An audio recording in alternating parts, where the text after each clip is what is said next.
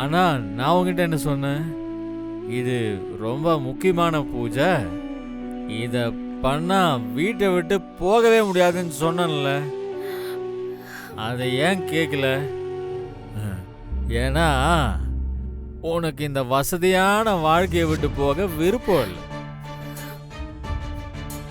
இங்கேயே இருந்து நான் அணுவா கொல்லணும், அதானே? ஏங்க இப்படி எல்லாம் பேசுறீங்க? ஏய், உன் பிளான் எல்லாம் எனக்கு தெரியும்.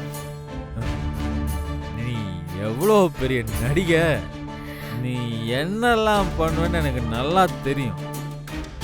அப்படியே தூக்கம் வந்துச்சு, என் காலில் முள் குத்திக்கிட்டேன், இந்த குடும்பம் நல்லா இருக்கணும் அப்படி இப்படின்னு என்னென்னலாம் சிம்பத்தி கிரியேட் பண்ண. எப்பா பாப்பா பாப்பா, ஏய் எங்க இருந்து நீ கத்துக்கிட்ட இந்த நடிப்ப? ஆமா, இந்த பூஜையை எங்க அம்மா உன் அக்காவை தானே பண்ண சொன்னாங்க. அப்புறம் எதுக்காக நீ பண்ண சொல்லு? அது நான் வேணும்னு. ஏய் ஏய், ஏன்டி இப்படி இருக்க? உங்க அக்காவுக்கும் துரோகம் பண்ணிட்டு எனக்கும் துரோகம் பண்ணிட்டு நீ மட்டும் சந்தோஷமா இருக்கணும், அதானே?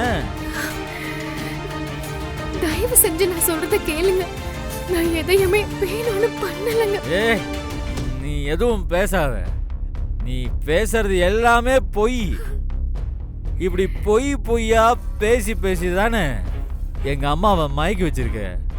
இப்ப என்னையும் மயக்கி என் வாழ்க்கையும் கெடுக்க பாக்குற. எனக்கு இந்த குடும்பம் கொடுத்த சந்தோஷத்துக்கு அளவே இல்லை. கொஞ்ச நாள் உங்க கூட வாழ்ந்தாலும் நான் ரொம்ப சந்தோஷமா இருந்தேன். அந்த நினைவுகள் போதும் அத்தை. மறுபடியும் எல்லாரும் என்ன மன்னிச்சிடுங்க, நான் போறேன். அடடா, எவ்வளவு சென்டிமெண்ட். இப்படிதான் பேசி பேசி எல்லாரையும் மயக்கி வச்சிருக்கா. இத மட்டும் அண்ணாமலை அத்தை படிச்சாங்க, அவரை எங்க இருந்தாலும் தேடி கூட்டிட்டு வந்துருவாங்க. அதனால அவ இனிமே இந்த வீட்டுக்கு வரவே கூடாது. அந்த மாதிரி ஒரு லெட்டர் அவளுக்காக நான் எழுதுறேன்.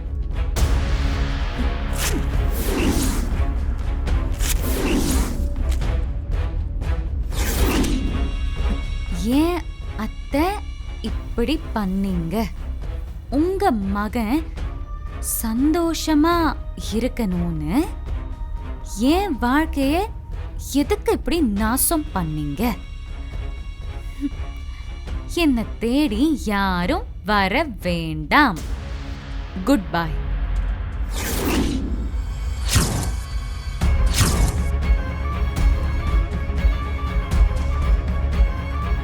இந்த லெட்டரை மட்டும் அண்ணாமலையத்தை படிச்சாங்க, இனி ஜென்மத்துக்கும் வெண்ணிலாவால இந்த வீட்டுக்குள்ள வர முடியாது. பரவாயில்ல, நடக்கிறதெல்லாம் நமக்கு சாதகமாவே இருக்கு. வெண்ணிலா, பாய். என்னாச்சுமா இந்த நேரத்துல தனியா வந்திருக்க? ஏதாவது பிரச்சனையா? ஒன்னும் இல்லப்பா, உங்களையும் அம்மாவையும் பார்க்கணும் போல இருந்துச்சு, அதான். அதுக்கு இல்லம்மா, அது இந்த மாதிரி அன்டைம்ல வந்திருக்க. காலையில மாப்பிள்ள கூட வந்திருக்கலாம்ல. இல்லப்பா, என்னன்னே தெரியல, உடனே உங்களை பார்க்கணும் போல தோணுச்சு. ஏன்பா, நான் வரக்கூடாதா? இது உன் வீடுமா, தாராளமா வரலாம்.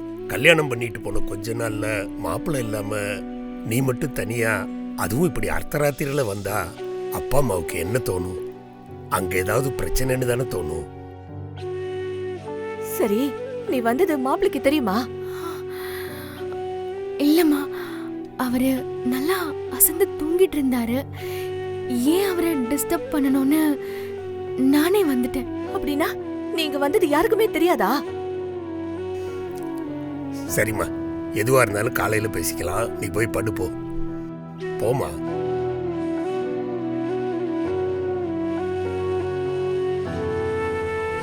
இரு. ஏங்க, எனக்கு என்னமோ ரொம்ப பயமா இருக்குங்க.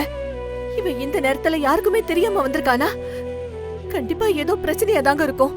நீங்க முதல்ல அண்ணாமலை அன்னைக்கு போன் பண்ணுங்க. பரமு, கொஞ்சம் அமைதியாரு. மணியை பத்தியா இந்த நேரத்துல ஃபோன் பண்ணி அங்க இருக்கிறவங்களையும் பதட்டமாக்க வேண்டாம். காலையில ஃபோன் பண்ணி என்ன ஏதுன்னு பேசிக்கலாம் விடு. இல்லங்க, இருந்தாலும் என்ன பிரச்சனைன்னு தெரியாம. நீ பயப்படுற மாதிரி எல்லாம் எதுவும் இருக்காது. காலையில எழுந்தோன்னு முதல் வேலையா அண்ணாமலைக்கு ஃபோன் பண்ற. நீ மனசை போட்டு குழப்பிக்காம போய் தூங்கு. போமா.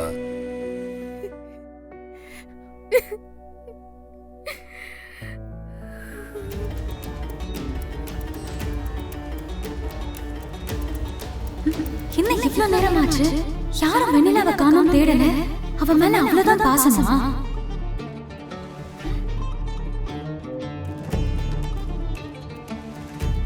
என்ன காலையிலேயே ரெண்டாத்தையும் சேர்ந்து வந்திருக்கீங்க? ஏதாவது விசேஷமா? வான்மதி, வெண்ணிலா உன்னை பார்க்க வந்தாளா? எங்க போறேன் என்னன்னு ஏதாவது சொல்லிட்டு போனாளா? என்னத்த சொல்றீங்க? அவ எதுவும் என்கிட்ட சொல்லிட்டு போலையே. ஏன், என்னாச்சு? வெண்ணிலாவை வீட்ல காணோம் வான்மதி. என்னத்த சொல்றீங்க? வெண்ணிலாவை காணுமா? எங்க போனா? தெரியலமா, நானும் வீடு முழுக்க தேடிட்டேன். அவ எங்கேயும் காணோம். ஐயோ, நான் அப்பவே சொன்னேன், வசதியான மாப்பிள்ளைன்னு அவசரப்பட வேண்டாம், கொஞ்சம் யோசின்னு. கேட்டாளா? இப்ப எல்லாரும் சேர்ந்து அவளை தொலைச்சிட்டீங்களே. ஏய், அவ எங்க போனா என்ன ஆச்சுன்னு தெரியலையே. ஆனா ஒண்ணு, என் தங்கச்சிக்கு மட்டும் ஏதாவது ஆச்சு, நான் உங்களையும் உங்க பையனையும் சும்மா விட மாட்டேன். வான்மதி, நீ நினைக்கிற மாதிரி எல்லாம் எதுவும் இருக்காதுமா. முதல்ல அவளை எங்கன்னு தேடுவோம். கௌதம், நீ கொஞ்சம் வாப்பா. வாங்கம்மா. வா நம்மள. ஏன் அத்தை இப்படி பண்ணீங்க? உங்க மகன் சந்தோஷமா இருக்கணும்னு ஏன் வாழ்க்கையை எதுக்காக நாசம் பண்ணீங்க? நீங்க என்ன பொண்ணு கேட்டு வரும்போது உங்க வீட்டு மருமகளா கேட்டு வரீங்கன்னு நினைச்சேன். ஆனா இங்க வந்ததுக்கு அப்புறம் தான் தெரியுது, சம்பளம் கொடுக்காத வேலைக்காரியா என்ன கூட்டிட்டு வந்திருக்கீங்கன்னு.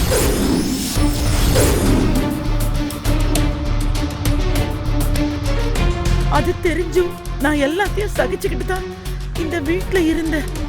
ஆனா எப்ப உங்க பையன் மனசுல வேறொரு பொண்ணு இருக்கான்னு தெரிஞ்சதோ,